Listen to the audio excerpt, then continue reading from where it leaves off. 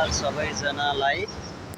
आज म चाहिँ चुरिया माईको गुफाभित्र चाहिँ गुफा देखाउँदैछु हजुरहरूलाई। यहाँ चुरिया माईको चाहिँ गुफा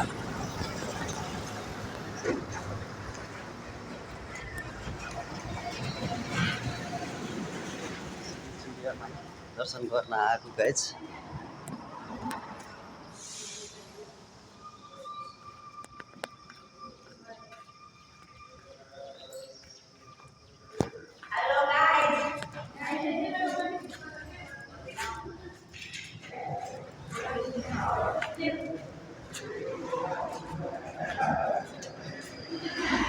ल गाइज कता हो, आऊ न अगाडि।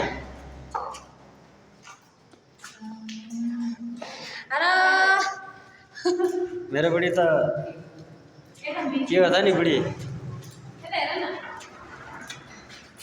मेरो बुढीलाई गाइज देखाउनै गाह्रो छ है।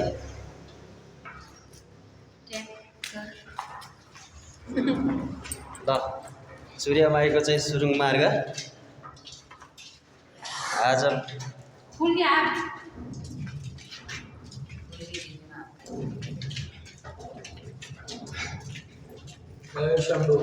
जय शम्भु। ल हाम्रो बाबाजीहरू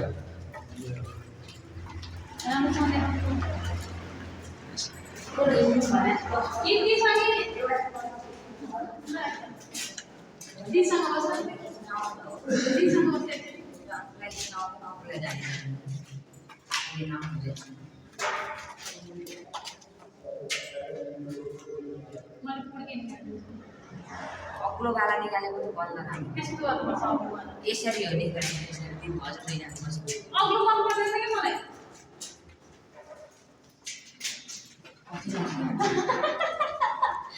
अग्लो चाहिँ मन पर्दैन।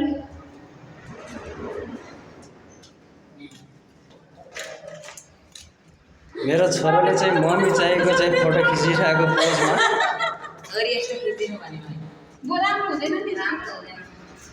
रहर बाँधी कहरको खकरमा धन बोक्छौ कि मन बोक्छौ ठक्करमा। गीत चाहिँ गाउन आउँदैन गाइस, बोल्न पनि आउँदैन है। गाह्रो छ हौ, मलाई नि गाह्रो छ। अरूले चाहिँ बनाएको हेर्दा देख्दाखेरि चाहिँ बनाउन मन लाग्यो, तर आफूलाई चाहिँ बनाउन चाहिँ नआउने।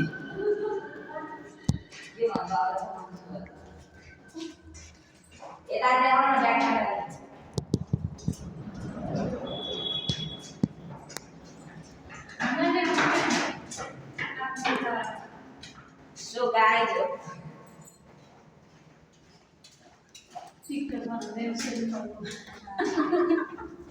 छैन नि, ब्याक चाहिँ नहुँदो रहेछ क्या। स्टप चाहिँ कालो हुन्छ कि स्टपमा चाहिँ छ कि सन्चै भएर त यहाँ आएको त स्टपमा छ अहिले ऊ यसरी बेलामा। ए चाल पो भइसक्यो रहेछ त।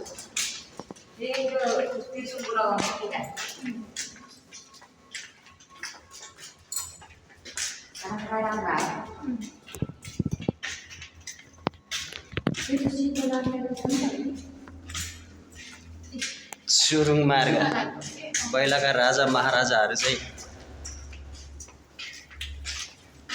सर्टकट बाटो चाहिँ तर यहाँ भित्र त बाइक पनि चलाउनुहुन्छ, साइकल पनि चलाउनुहुन्छ।